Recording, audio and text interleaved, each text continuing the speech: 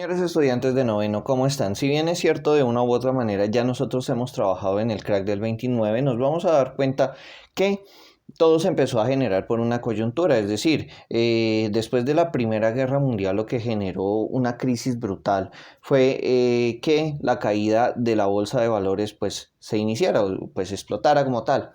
Imagínense ustedes que no solamente ocurrió esto. Vamos a iniciar con una serie de elementos que van a ser los totalitarismos o los regímenes totalitarios que se fundaron completamente en Europa. Hoy solamente vamos a ver un régimen totalitario, posteriormente vamos a ir viendo más regímenes totalitarios, pero ¿qué es el totalitarismo como tal? El totalitarismo son ciertos mandatos que vienen a aplacar lo que queda establecido para formar un elemento donde no se permita la opinión pública, donde no se permita absolutamente ningún control por parte de las personas, sino que el Estado sea el único que tenga el control completamente de toda la entidad, o sea, de todo el país. Vamos a ver entonces en esta serie de videos que vamos a trabajar hoy de un taller supremamente largo para entender totalitarismos, cuatro casos principales. Hoy vamos a abordar dos, el caso español y el caso italiano. Posterior a eso, vamos a la próxima sesión en el video del jueves vamos a abordar el caso japonés y vamos a dedicarle uno todito para ver el caso alemán, que es uno de los más importantes, ya que ustedes saben los problemas que tuvimos con las guerras mundiales, ¿no? Bueno. Si bien es cierto entonces que el totalitarismo lo que intenta es generar una fase fuerte en todo el estamento para no dejar promulgar a las personas, para no dejarlas actuar, también es cierto que el totalitarismo en muchos momentos pudo salvar o pudo ayudar a controlar la crisis o las crisis que se estuvieron presentando en estos países. Para entender un poquito vamos a hablar del totalitarismo español. Imagínense ustedes, señores estudiantes, que en España se estaba presentando una serie de elementos un poquito de izquierda, un poquito comunistas que se iban a empezar a generar por el lado de la Rusia, que estaba generando muchos avances tecnológicos, entre otras cosas.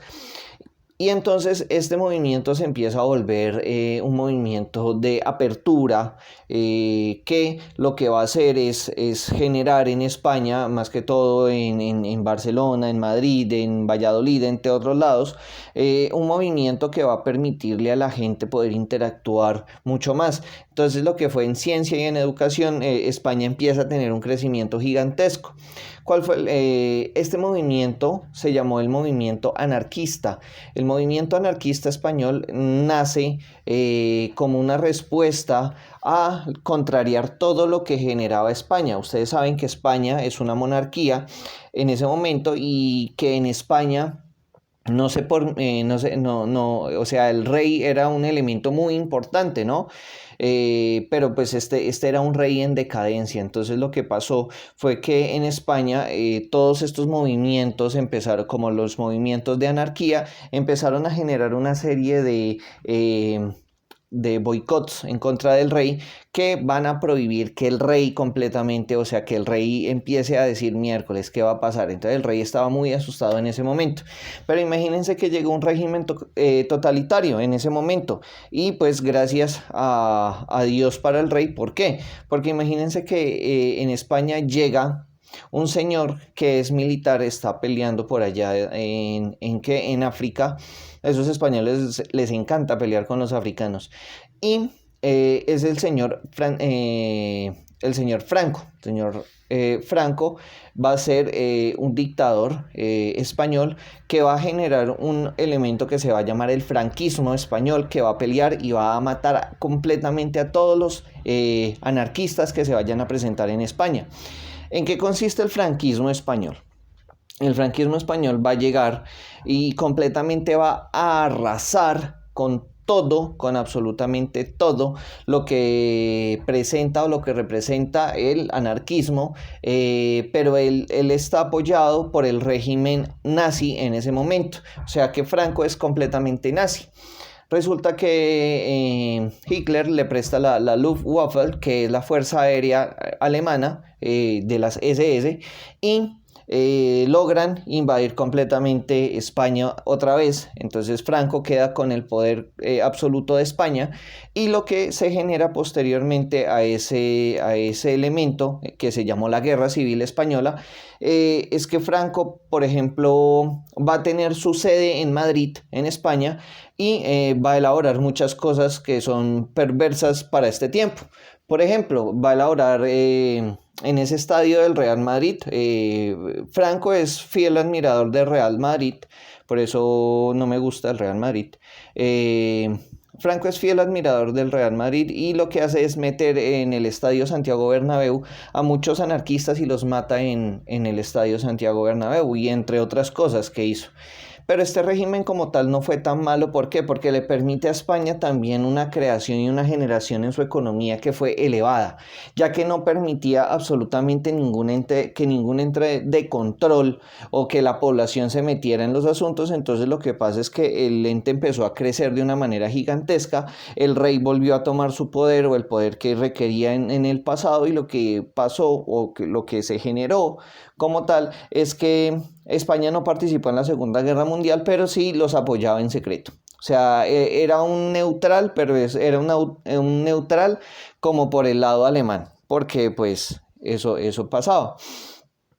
Hay otro elemento que es muy interesante de ver en este totalitarismo, y es que el general Franco es supremamente, es supremamente importante. ¿En qué sentido? El general Franco es muy carismático. El general Franco genera una empatía gigantesca en la España de ese momento, y lo que hace la gente es seguirlo y pelear por él y por las causas que él representaba. El franquismo pues va a finalizar con la muerte del señor Franco, va a finalizar con una España, pues unos dicen que bien, otros dicen que mal. Ustedes saben que en la historia uno no puede tomar partido, ¿no? Que en la historia uno no debe tomar partido para poder elaborar cierto tipo de juicios de valor que no son correctos. Ahora, hay otro totalitarismo que es muy importante y que vamos a ver ahora mismo, y es el totalitarismo italiano. Imagínense que en Italia es una de las grandes potencias mundiales, ¿sí? Uno de los rasgos más importantes de los totalitarismos es que, por ejemplo, Franco le decía al pueblo español que ellos fueron, y literal, es verdad, ellos dominaron casi el 80% del planeta Tierra hacia 1500. Fue uno de los imperios más poderosos, el Imperio Español. El Imperio Español dominó casi todo el planeta. Recuerden las colonias, nosotros somos colonia de allá. Pues imagínense que si unos decían que dominaron el planeta en 1500, imagínense quienes decían que dominaron el planeta iniciando iniciando el origen de la civilización como tal, o de las civilizaciones post-Cristo. O posteriores a Cristo. Entonces, pues los señores italianos tuvieron el Imperio Romano que constituyó casi toda Europa y gran parte de Asia, que fue dividido por dos después de la conversión de Constantino al cristianismo, y este tipo de elementos pues le dieron a un señor que se llamaba Benito Mussolini un poder gigantesco dentro de los italianos. Entonces los italianos también que estaban haciendo la transición hacia el comunismo, como lo hicieron los rusos, pero Benito Mussolini dijo no, aquí no va a pasar eso, y él, por medio de la fuerza y del totalitarismo, también el tipo era muy bueno y era muy creíble. Entonces lo que permitió a Italia fue unirse en una serie de revoluciones que fueron muy buenas, porque Italia empezó a crecer de una manera gigantesca. Después de la Primera Guerra Mundial, Italia había quedado devastada. Entonces empezó este señor Benito Mussolini a generar un dinamismo brutal que permitió entonces a Italia pues volver a empezar a crecer, ¿no? Y los soldados italianos empezar a volver a crecer, ¿no? Eso con una base muy importante y es el hecho de lo siguiente, si en el lado español los soldados más importantes o iban a tener un guerrero muy importante que eran los antiguos colonizadores españoles, vamos a tener un soldado supremamente importante en Italia que va a ser el soldado pretoriano. Los soldados pretorianos eran la guardia de honor del César, eran soldados supremamente bien adiestrados, eran los que se inventaban las formaciones con los grandes escudos. Esos son los soldados pretorianos. A veces andaban a caballo y eran supremamente mortales. Si ustedes ven la película El Gladiador, Russell Crowe, que es el que protagoniza a Máximo, es un soldado pretoriano retirado. Son soldados muy fuertes, son soldados que se encargaban de hacer todos los trabajos en el norte de Europa. Ustedes saben que los romanos pelean contra los vikingos, contra los celtas, contra todos los pueblos bárbaros del norte, y en muchas ocasiones, si no en la mayoría, ganaron, por eso tuvieron tanto territorio. Hay que aclarar entonces que los totalitarismos llegaron en el momento indicado a Europa porque pues la gente estaba supremamente cansada de qué. Primero acaban de salir de una guerra, crisis económica, deflación, depresión, entre otros elementos que no iban a ser nada buenos. Entonces, si ustedes se ponen a pensar, este tipo de elementos llegaron en el momento justo. Entonces aquí ya vamos con dos totalitarismos. Entonces, para resumir, totalitarismo es un movimiento político, generalmente militar, que lo que va a hacer es permitir que la gente empiece, es un movimiento en respuesta contra el comunismo, y que va a permitir que la gente empiece a generar más economía desde el punto de vista del trabajo duro, ¿sí? Los movimientos totalitarios en España se dan recordando el pasado. Por ejemplo, en España se recuerda la época de los colonizadores a América, y por el lado italiano se recuerda pues los señores romanos, el Imperio Romano y los soldados pretorianos. Entonces, como tal, hoy hemos terminado pues de ver esta pequeña sesión de los dos primeros o de las dos primeras sociedades totalitarias, y en la próxima clase pues les voy a ir explicando los otros dos totalitarismos.